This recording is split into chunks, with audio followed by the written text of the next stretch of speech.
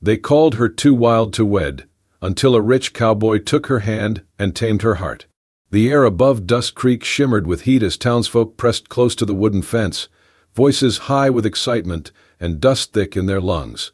Horses stamped impatient hooves. Spurs clinked. Men muttered wagers and women shaded their eyes with gloved hands. But all eyes turned when the last rider mounted her saddle. June Rollins swung onto her Mustang like she had been born in the saddle, her braid whip behind her as she grinned at the competition. 6 men, all older, most twice her size, and one with a chip on his shoulder big as the Rockies. "That's the Rollins girl," someone whispered near the general store. "The one they say rides like hellfire and talks like thunder."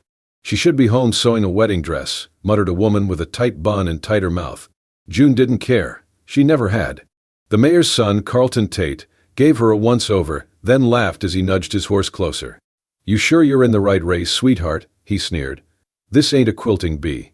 June's eyes flashed. "You're right. In a quilting bee, I'd embarrass you worse." A ripple of laughter shot through the crowd. Carlton scowled. The marshal fired his pistol, and the riders took off like bullets. June leaned low over her Mustang's neck, the world narrowing to hooves pounding dirt and wind slicing her cheeks. She rode clean, sharp, fearless. Every corner she took tighter. Every breath she timed like music. By the halfway mark, she was neck and neck with Carlton. By the final turn, she was ahead. She crossed the finish line first, not by inches, by yards. The crowd erupted. Some cheered. Some gasped. Carlton dismounted hard, red-faced and seething. "She cheated," he shouted. "You saw it. No woman beats me." June swung down from her saddle, calm as ever, and dusted off her gloves. Carlton marched toward her, fuming. "You think this wins you something? Nobody wants to marry a damn wild horse like you." The crowd fell silent.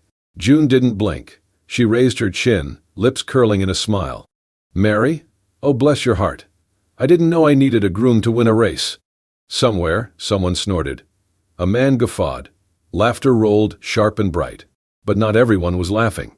Bo Thatcher leaned against the rail, arms crossed, eyes unreadable. He had arrived in town 3 days ago, quietly, like a man who'd seen too much and wanted even less. Dust streaked his boots, and a sun-worn hat shaded his face, but his gaze never wavered from the woman in the center of the storm. He didn't laugh. He didn't whisper. He just watched. June felt it, a presence not like the others, not judgment, not mockery. Curiosity. Bo saw her not as a scandal, not as a girl with too much fire, but as something else. Something untamed and necessary, like thunder rolling in a sky too long dry. Carlton stormed off. The crowd drifted. June led her horse toward the trough, her fingers trembling just slightly now that the noise had faded. "Fine ride," came a voice beside her. Low, steady. She turned. Bo had stepped forward, hands in his pockets, eyes calm. "Thanks," she said, cautious. "You make them nervous," he added.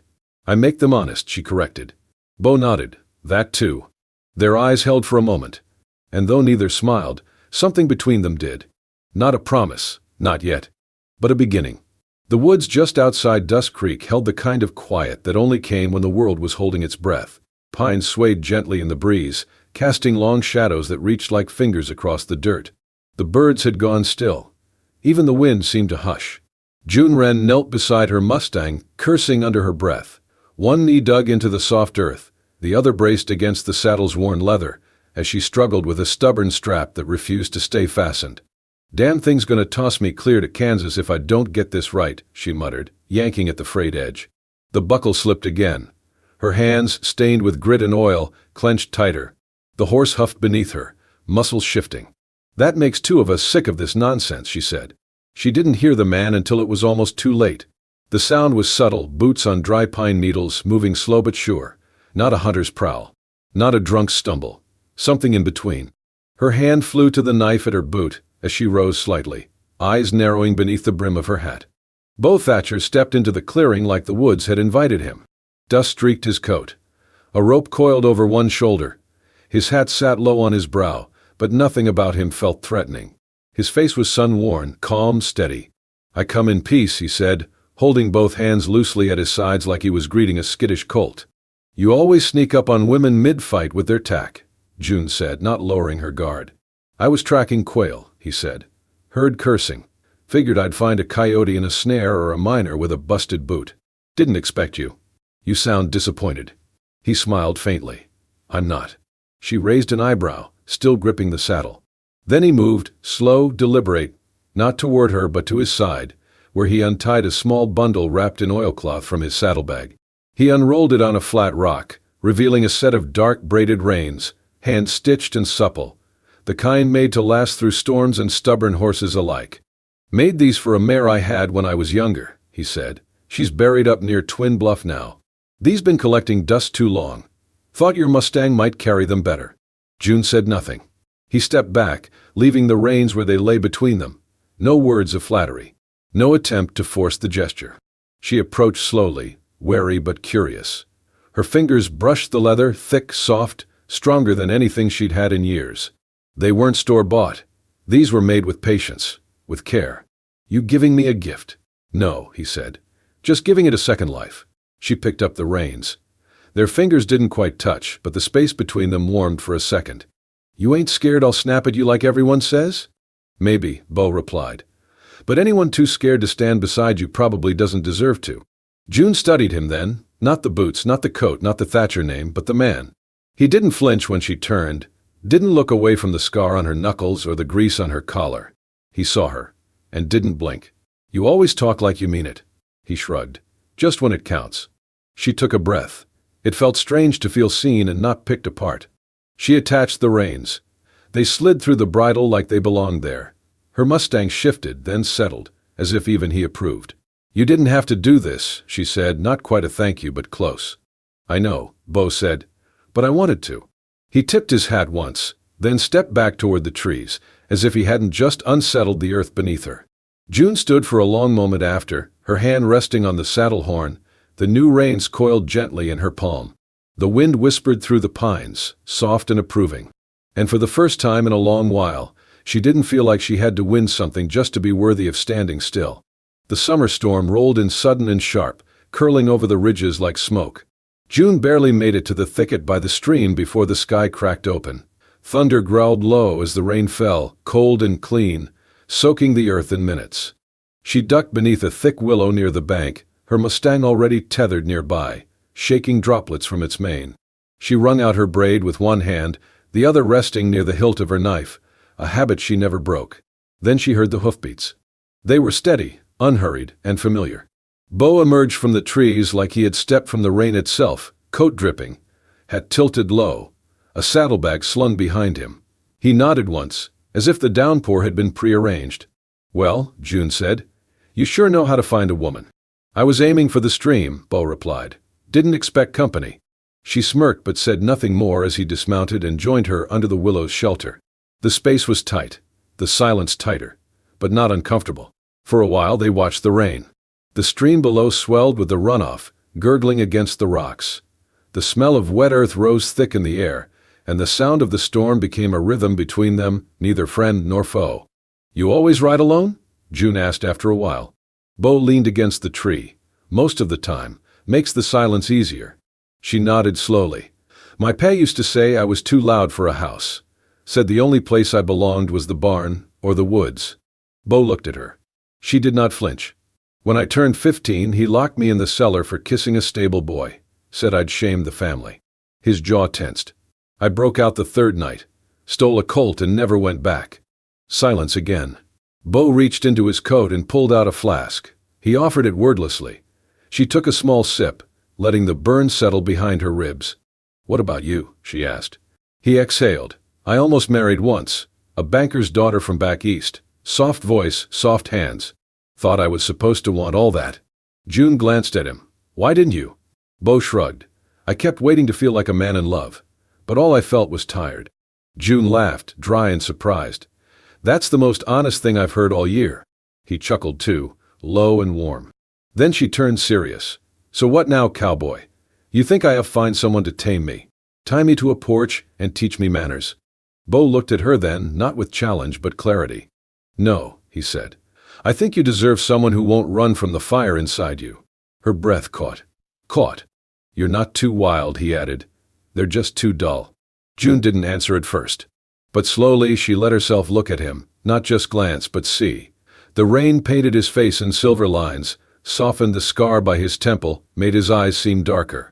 And for the first time in years, she did not feel like she had to be louder, sharper, tougher to be worth standing beside someone. Bo did not ask her to quiet down. He just stayed. By the time the rain eased and the sky began to clear, the space between them no longer felt like it needed filling. It felt like something beginning. By the end of the week, the town of Dust Creek had done what small towns did best, turned whispers into wildfire. It started at the feed store. Marla Simmons, whose porch perch and sharp eyes had outlived 3 husbands, saw Bo Thatcher ride out with a rope in one hand and a grin he didn't usually wear. She noticed the way his shoulders sat lighter, how his horse came back dusty but content. She noticed, too, that he returned hatless, his dark hair mussed by wind and something harder to name. It didn't take long for the pieces to stitch together. By breakfast the next day, every woman with a window, and every man with a grudge had something to say.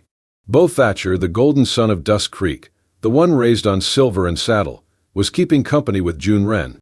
June, the wild one. The girl who shot better than half the marshals and once broke a saloon mirror with her boot, because a drunk asked her to smile.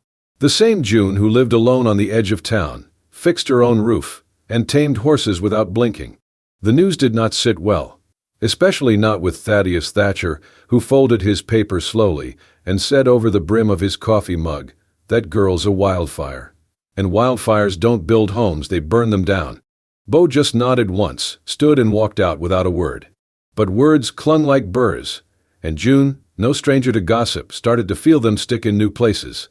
Men who used to tip their hats now crossed the street. Women pulled their daughters close when she rode past. The blacksmith, who once offered to sharpen her blades for free, suddenly had no time. She wasn't hurt. Not at first. But guilt crept in where hurt used to live. Not guilt for who she was, but guilt for what she might cost him. Heir to land and name, tied to a father with ambition in a town that already pictured him with someone softer, someone cleaner. She stayed away after that. No more evening rides. No more showing up at his bunkhouse with sourdough biscuits wrapped in a bandana. She told herself it was mercy. Until one afternoon he found her by the creek where they once waited out a thunderstorm. She was kneeling at the bank, trailing her fingers through the water, pretending not to see the dust cloud of his horse behind her. He dismounted, said nothing. "You shouldn't be here," she said, not looking. "I'm exactly where I should be," he replied. She shook her head. "They're turning on you." "I know. You're supposed to marry someone proper," she said. "Someone who wears gloves and doesn't spit at men who try to tame her." He stepped closer. "Do you want me to leave?" Her silence was answer enough. "I heard what your father said," she murmured. "That I'm a fire. That I'd burn your life down." "He's not wrong," Bo said. "You are a fire. But fires give light, too." She looked up then, eyes wide, and for the first time in days her guard slipped. "You're willing to lose everything?" He reached for her hand, rough fingers curling over hers. "If I lose it for the right thing, then I never really had it." She blinked, throat thick.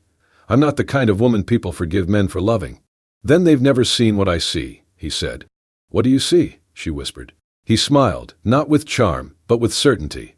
"A woman who scares weak men and makes strong men want to be better. A woman who doesn't need taming, just choosing." She didn't cry. June Wren didn't cry. But something in her cracked like dry earth meeting rain. For the first time, she wasn't standing alone in her own story. He was there. And not as her savior. As her equal. As the one who didn't ask her to become smaller, softer, sweeter. Only to let him walk beside the flame, and stay. Dust Creek's market square was loud that Saturday.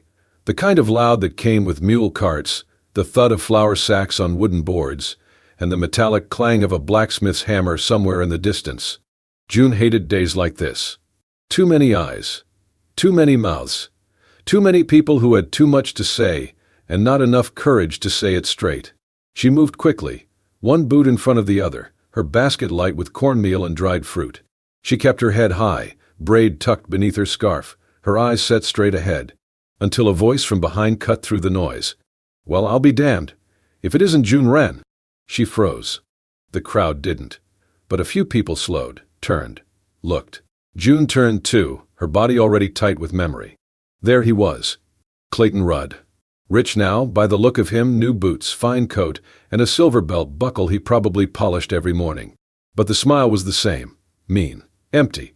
"I see Dust Creek still lets strays in town," he said, loud enough for everyone to hear. June didn't move. "I heard you were trying to play wife now. Can't imagine how long that'll last. Ain't no man keeps a thing too wild to saddle." He stepped closer, slow and easy. "Or maybe that's the point. A man keeps you long enough to ride, then lets you loose." Murmurs sparked around the market like dry leaves catching flame. June's fingers twitched near the gun at her hip. But before she could move, a hand closed gently over her wrist. "Bo." "Oh."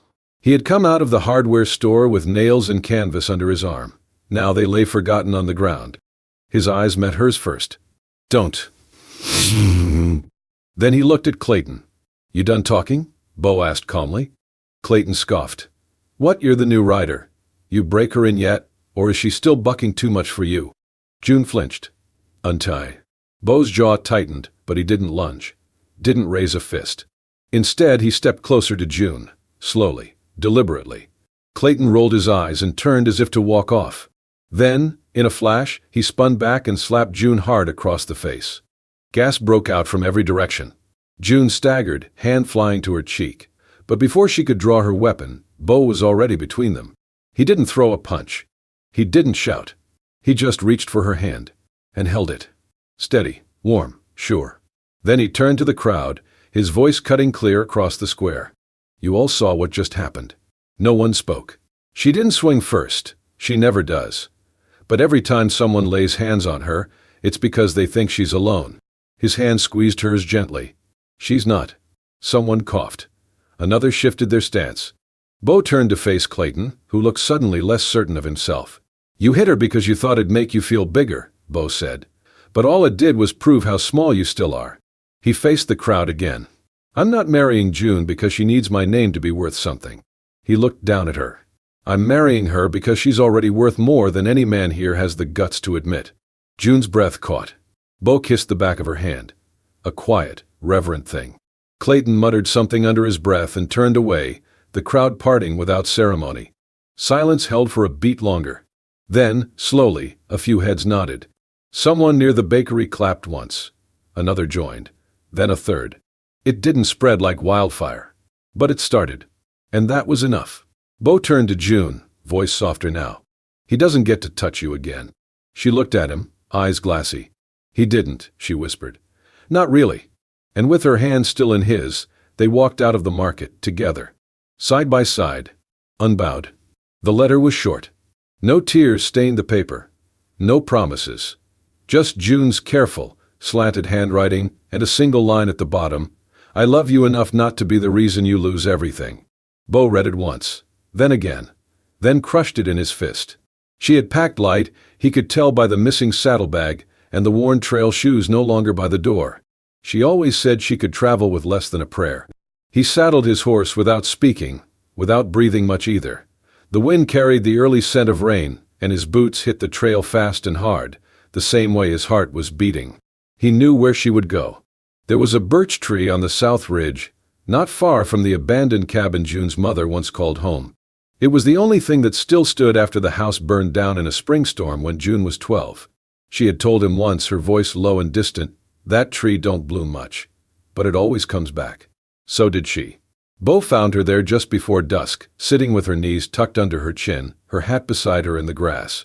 The birch bark gleamed pale in the fading light, like paper skin wrapped around a stubborn spine. He did not call out. Just dismounted, walked slowly, and sat beside her. Neither spoke for a long while.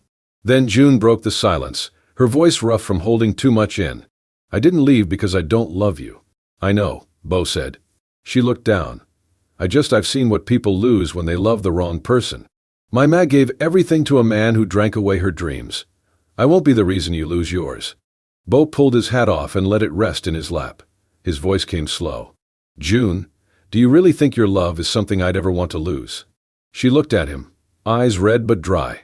"I've brought you nothing but trouble. You lost business contracts since folks started talking. Your father barely looks at you. And now people think you're whipped by a girl who never learned it how to sit still or stay quiet." Bo gave a half smile.